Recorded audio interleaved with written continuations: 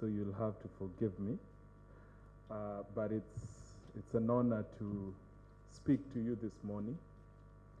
As you've heard, my name is Enos Weswa from the British High Commission in Nairobi. And I run a department in the British High Commission called the UK Kenya Tech Hub. So with the focus actually is in Kenya, going by the name, but at least we had some deliberation and thought we could have a regional support, and that is why I'm here. So delighted to be here.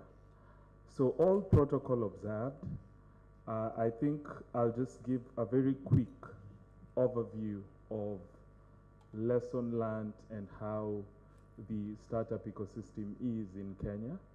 I've worked in the startup ecosystem for about 12 years, starting my own company way back, and then working with about 8 accelerator programs, actually 3. So you can see you're way ahead. And then we had some conversation with very wonderful people in the ecosystem, and they noted that your first hub came into being, I think it is in 2010. I stand to be corrected. But ours, that's the iHub, was in 2009. So we are really not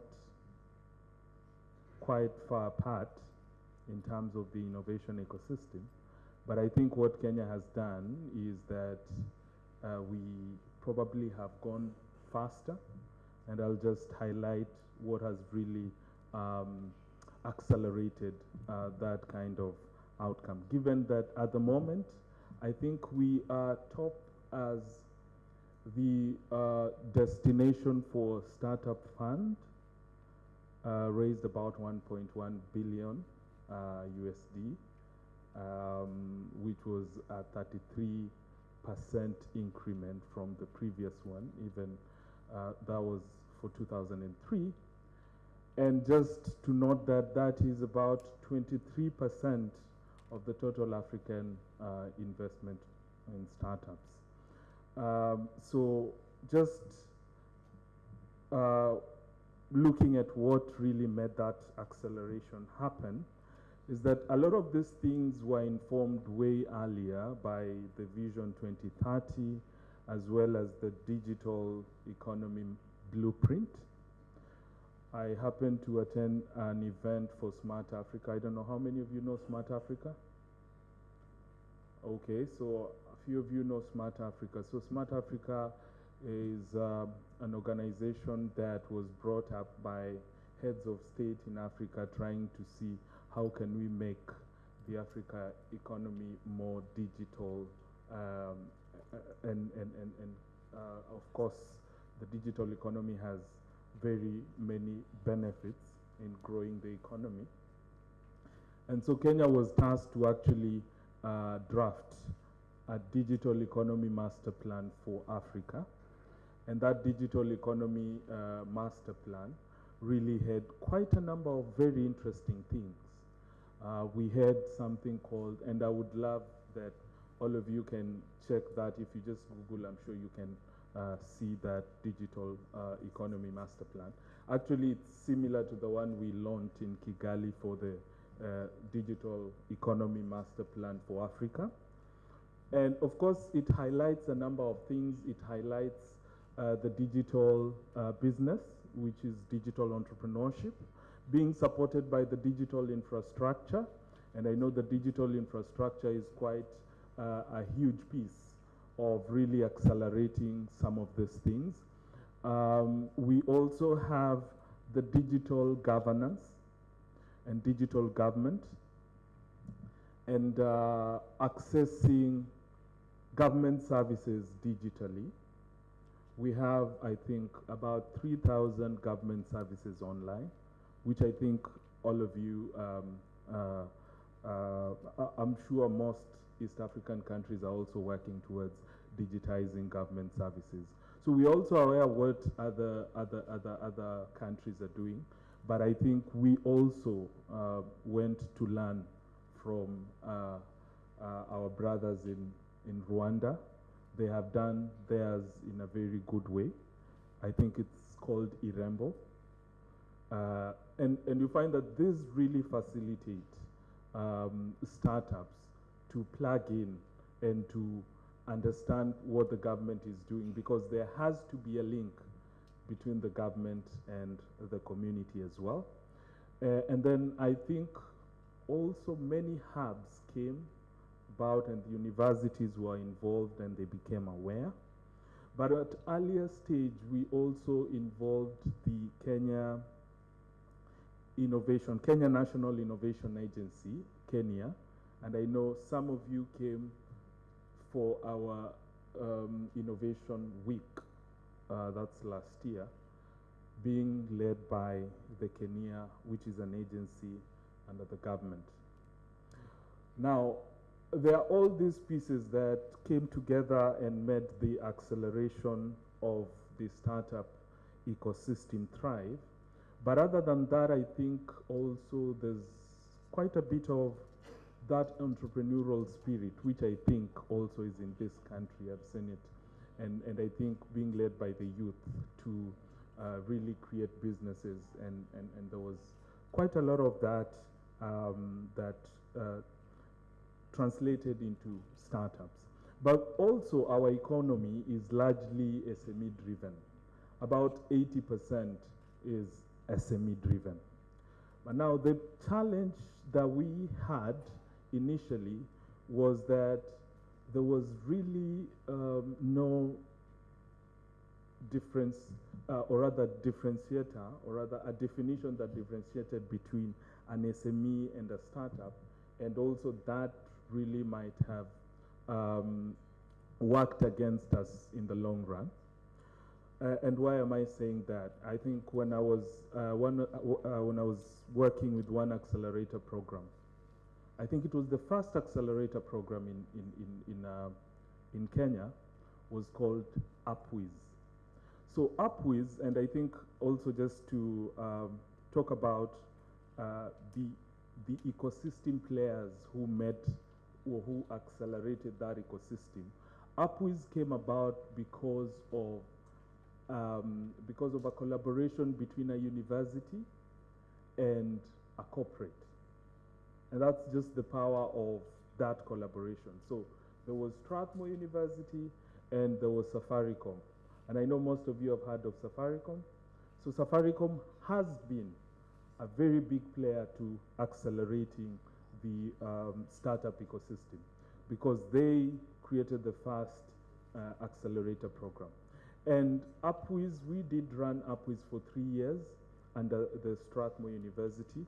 And what we did, we involved Strathmore students, but it was open to all.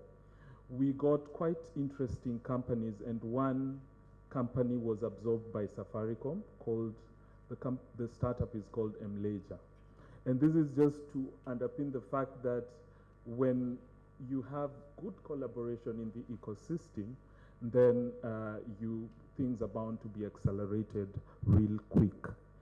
And then we also had, I think, one of the very interesting accelerator programs that I will mention, which is facilitated by a bank. It's called Women in Tech. Again, we created that, and it was collaboration with Strathmore University and Standard Chartered Bank. And they did what we call Women in Tech. Was quite successful.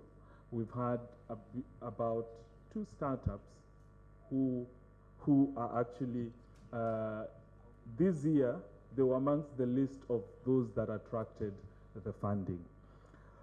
All right, so I've just painted a picture of who really started and accelerated that sort of ecosystem, but also to mention, of course, it stems from the government, and then to couple with the corporates and the university, and now the support the ESOs, what we call Enterprise Support Organization. So again, we we founded an organization called ASEC, that is Association of Startups and SME Enablers of Kenya, and they've been also carrying a lot of awareness on what it means to run a startup and all that. But 2021 is when we tried to draft a bill. Okay, so that's just in relation to the enabling environment and policy conversation. So the bill was a Senate bill, not a parliament bill, but a Senate bill. And of course, it captured a single organization. I know we've mentioned about that in some of the conversation. It actually appointed the Kenya to be the overarching body for registering startups, and again defined what startups are to be innovation-driven enterprise. And I think from MIT, the definition of a startup is innovation-driven enterprise. And you'll find that they are quite different from an SME, and in like 3 ways. Because an SME is a self-sustaining business, and all you need are inventory, and they can actually access loans against the collateral, as well as they can access facilities like LPO financing and all that, but a startup can't. But a startup is set to scale, which really requires market, and that's why we were asking, are we as a country able to scale a startup? Perhaps not. And that's why I think also this requires some regional conversation in terms of expanding markets to grow those startups. The other thing is uncertainty, which really requires a lot of testing. And that's why the importance of incubation centers, of hubs. Hubs really are involved in validation testing and all that. Then, of course, there's a lot of product development, and universities are good at product development. They give that enabling environment, and so things like prototyping, which are expensive, and that's why attracting investment is quite key. I know we've mentioned about Malaysia, and not Malaysia, but we've talked about some countries that are really doing a good job in terms of attracting funds, attracting VC funds, specifically VC funds.